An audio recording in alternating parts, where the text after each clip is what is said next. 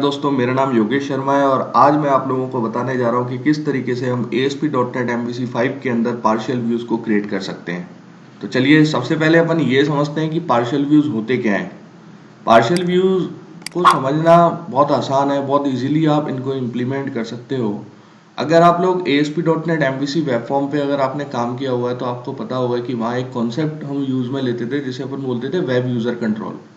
Web user control का role क्या होता है ये मैं आपको बताना चाहूँगा। पहले थोड़ा बहुत इसका इंट्रोडक्शन देना चाहूँगा कि ऐसा कोई कोड है जिस कोड को आप बार बार किसी पेज पर यूज में लेना चाह रहे हैं।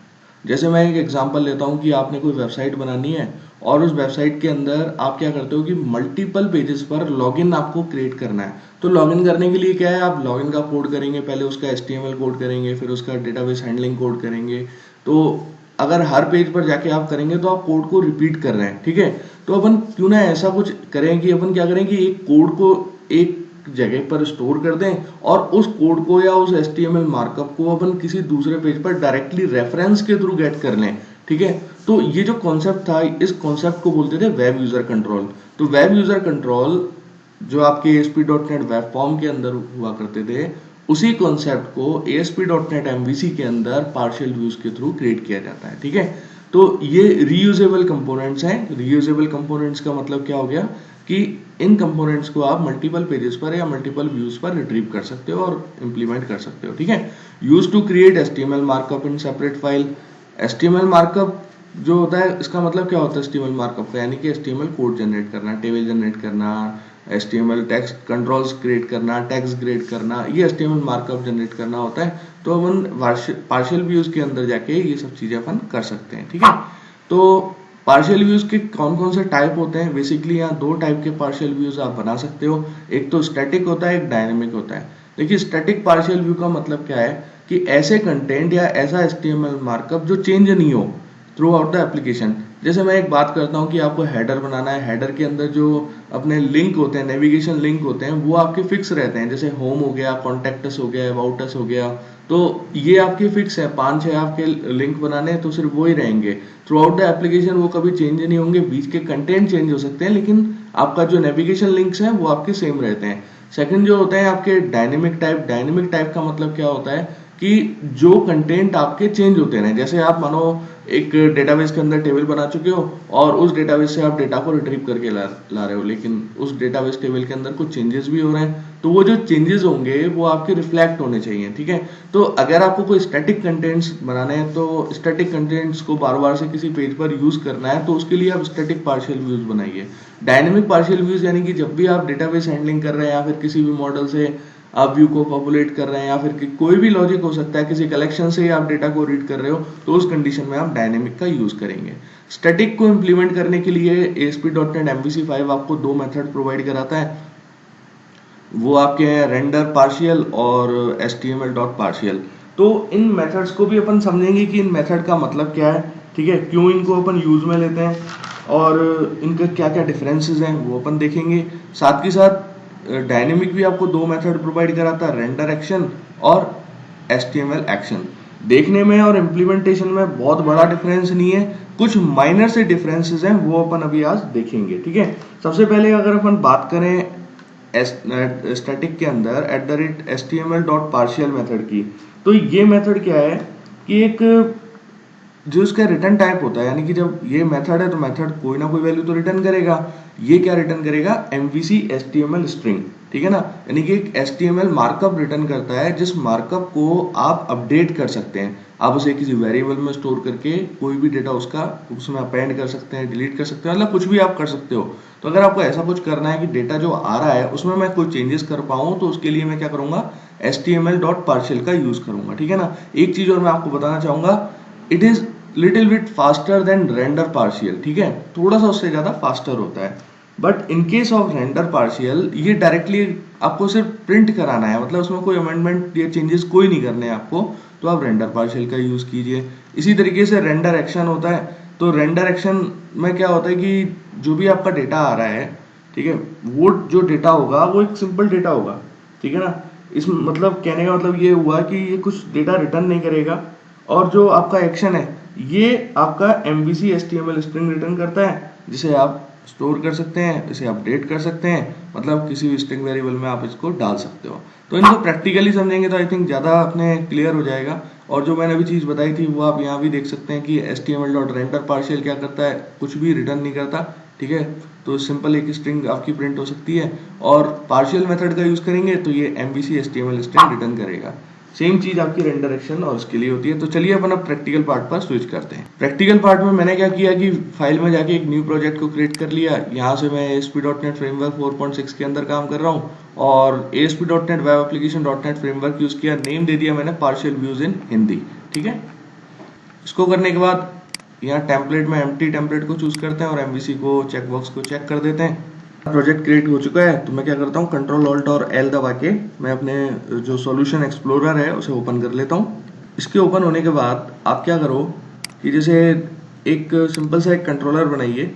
मैं एक कंट्रोलर बनाता हूँ, कंट्रोलर का नेम रखता हूँ, एम्प्टी कंट्रोलर लेते हैं और इसका नेम रख देते हैं होम, ठीक है। होम कंट्रोलर के अंदर एक इंडेक्स सेक्शन, तो इंडेक्स सेक्शन क्रिएट हो गया। राइट क्लिक करके इसके बीचों बीच में जाके ऐड व्यू कीजिए, जो भी आप व्यू अटैच करना चाह रहे हैं। सिंपल सा मैं जो आप आज तक करते आए हो, यूज ए लेआउट पेज को प्लीज चेक कर दीजिएगा। इसका एक रीजन है, वो भी आपके समझ में आ जाएगा क्यों मैं इसे ऐड करा रहा हूँ। क्योंकि ये जैसे आपने ASP.NET वेब फॉर्म के अंदर मास्टर पेज पढ़ा होगा, अगर नहीं भी पढ़ा तो पावर पॉइंट के अंदर मास्टर स्लाइड बनाते हैं, जिस स्लाइड को आप मल्टीपल स्लाइड्स पर, अदर स्लाइड्स पर यूज में लेते हो, ठीक है ना, जिसमें हेडर फुटर वगैरह फिक्स रहते हैं, आपके सिर्फ बीच के कंटेंट चेंज होते हैं, ठीक है। तो इसी तरीके से आपका layout.html पेज होता है, और ASP.NET वेब फॉर्म के अंदर जो मास्टर पेज काम करता है वही चीज आपकी यहाँ पर ये layout.html करती है। तो इसके अंदर देखिए रेंडर बॉडी का पर्पस क्या है। एक तो ये चीज समझना अपने लिए बहुत ज्यादा जरूरी है। रेंडर बॉडी का मतलब है ये मास्टर पेज के अंदर जो कंटेंट प्लेस होल्डर काम करता है वही सेम काम आपका रेंडर बॉडी करता है। एक चीज का आप ध्यान रखिएगा कि रेंडर बॉडी layout.html पर ओनली सिंगल टाइम यूज में हो सकता है। ये जो मेथड है ये क्या करेगा कि अगर आप इस layout.html पेज के अंदर अदर व्यूज को अगर ऐड करोगे तो उन व्यूज की जो लोकेशन होगी जहां पर वो व्यूज शो होंगे वो आपके इस रेंडर बॉडी के अंदर होंगे।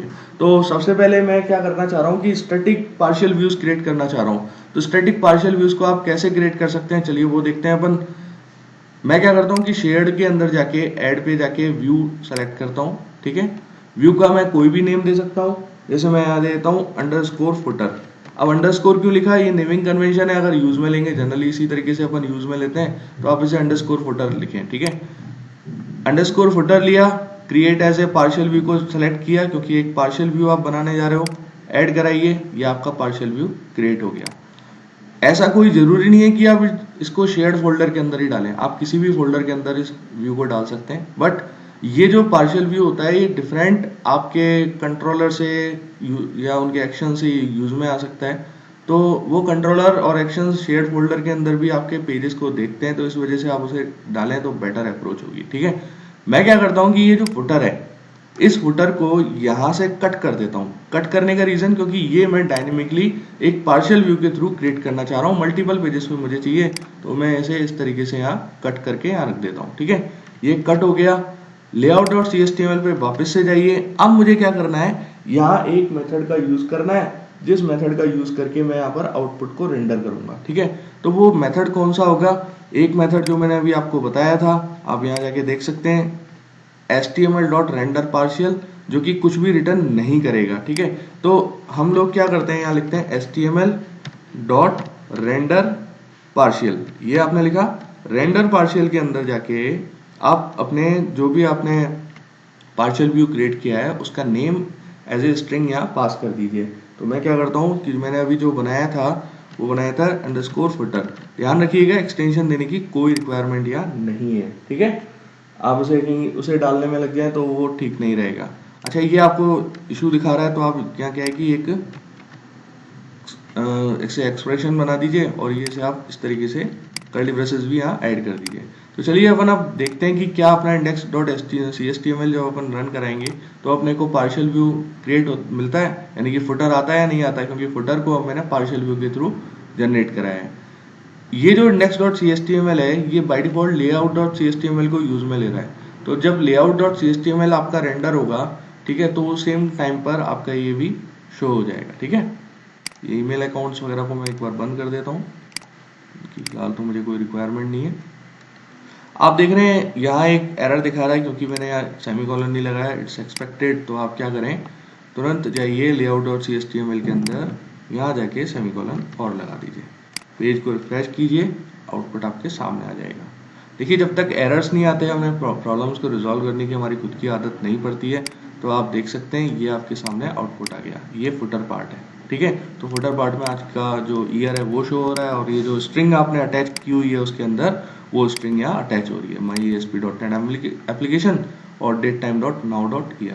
तो दोस्तों आपने देखा कैसे अपन रेंडर पार्शियल का यूज करके यहाँ पर कोई भी व्यू अटैच या पार्शियल व्यू को अटैच कर सकते हैं। तो चलिए अपन अब सेकंड पार्ट पर आते हैं कि किस तरीके से अपन सिर्फ पार्शियल मेथड का यूज करके भी ये काम कर सकते हैं। तो इस काम को करने के लिए मैं क्या करता हूँ कि जैसे आपके पास ये हेडर सेक्शन है, ये ऊपर जो आ रहा है ये हेडर सेक्शन है आपका। अब इसी हेडर सेक्शन का यूज करके पार्शियल व्यू क्रिएट करना चाह रहे हो, ठीक है, ये चीज आपको यहाँ पर इंप्लीमेंट करनी। अब देखिए एग्जांपल के लिए मैं क्या करता हूँ कि ये जो आपका नेवबार है, इसी नेवबार को मैं यहाँ से कट कर लेता हूँ, ठीक है। ये मैंने कट कर लिया, यानी कि हेडर को मैंने यहाँ से एक बार हटा दिया। अब हेडर को हटाने के बाद आप क्या करेंगे, शेयर्ड फोल्डर पे जाइए, ऐड पे जाइए। ओहो रनिंग मोड में है तो आप कोई भी चीज़ ऐड नहीं कर पाओगे, तो पहले तो शेयर्ड पे जाइए, ऐड पे जाइए। ऐड पे जाने के बाद व्यू को सिलेक्ट कीजिए, या व्यू को नेम दे दीजिए, जैसे मैंने यहाँ दे दिया हेडर। और साथ के साथ आप क्या करें, क्रिएट एज पार्शियल व्यू को सिलेक्ट कर लें, ऐड कराएं, ये आपका ऐड हो गया। जो कोड आपने वहां से कट किया था उसे यहाँ पेस्ट कर दीजिए, ठीक है। तो मैं क्या चाहता हूँ कि जब ये आपके layout.html पे रेंडर हो तो सेम टाइम पर कोई वैल्यू इसके अंदर और अपेंड हो जाए, तो वो चीज़ मुझे यहाँ पर करनी है, ठीक है। तो मैं क्या करता हूँ कि पहले तो मुझे एक्सप्रेशंस लिखने पड़ेंगे इन रेजर सिंटैक्स। तो पहले तो आप इसे इस तरीके से ब्रेक कर लीजिए, ठीक है। आप इसमें मल्टी स्टेटमेंट्स को आप यहाँ लिख सकते हो। अब मैं क्या करता हूँ कि एक वेरिएबल बनाता हूँ वेर हेडर, ठीक है। वेर का यूज अपन तब करते हैं जब अपने को ये पता नहीं होता कि जो आउटपुट आने वाला है वो किस डेटा टाइप में आने वाला है। तो आप क्या करेंगे, अब यहाँ यूज करेंगे रेंडर पार्शियल, ठीक है, html.partial। पार्शियल के बाद ये मेथड जो है, अब यहाँ आप देख सकते हैं जब इसे आप ओपन करते हो तो MVC HTML स्ट्रिंग रिटर्न करेगा ये, ठीक है, पार्शियल मेथड, और स्ट्रिंग पार्शियल व्यू नेम देंगे। तो आपने जो पार्शियल व्यू अभी जस्ट क्रिएट किया था, आप उसका नेम यहाँ पर दे दीजिए कि _हेडर, ठीक है। ये अटैच हो जाएगा इसके साथ, तो ये रिटर्न भी हो गया।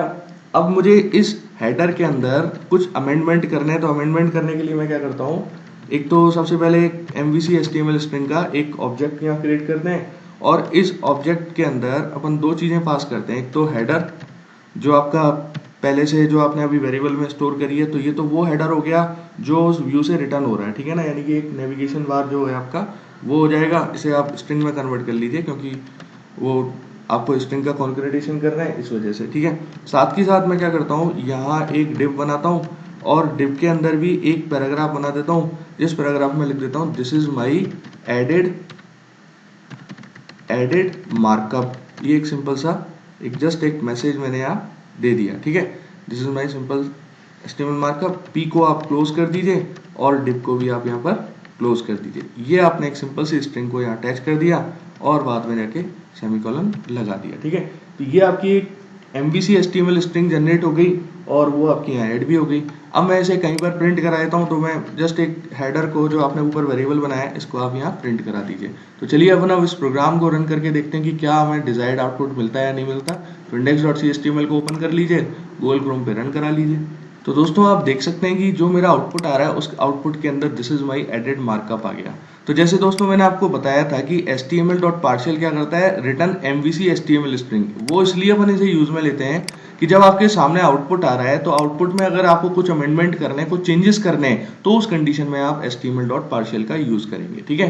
तो ये अपने हो गए स्टैटिक पार्शियल व्यूज। अब अपन आते हैं डायनेमिक पार्शियल व्यूज पर, ठीक है। तो मेरे ख्याल से वीडियो का साइज काफी ज्यादा बड़ा हो रहा है, तो मैं इस वीडियो को अभी यहाँ स्टॉप करता हूँ, क्योंकि अब मैं आपको आगे नेक्स्ट वीडियो के अंदर जो डायनेमिक पार्शियल व्यूज हैं वो बताऊंगा। Thank you very much.